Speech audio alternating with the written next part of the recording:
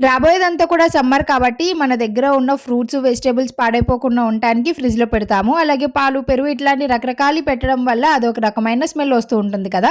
Fridge ఎప్పటికప్పుడు ఫ్రెష్‌గా మంచి స్మెల్ రావాలి అంటే చూపించబోయే చిన్న టిప్‌ని ఫాలో అవ్వండి.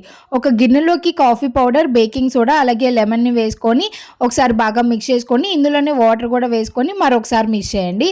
దీంట్లో మనం ఎక్కువగా వాటర్ యూజ్ చేయకుండా జస్ట్ ఒక 4-5 టేబుల్ స్పూన్స్ మాత్రమే వాటర్ యాడ్ చేయాలి. అప్పుడు మాత్రమే ఇది స్ట్రాంగ్‌గా ఉంటుంది మనం చేసుకున్న లిక్విడ్.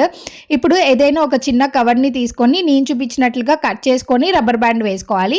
ఆ తర్వాత చిన్న చిన్న హోల్స్‌ని పెట్టుకొని మనం ఫ్రిడ్జ్‌లో ఏదైనా ఒక కార్నర్‌లో పెట్టుకుంటే సరిపోతుంది. ఇలా పెట్టుకోవడం వల్ల మన ఫ్రిడ్జ్‌లో ఉన్న ఆ రకరకాల స్మెల్ అంతా కూడా ఇది పీల్ చేసుకొని మనకి మంచి లెమన్, కాఫీ స్మెల్ వస్తూ ఉంటుంది.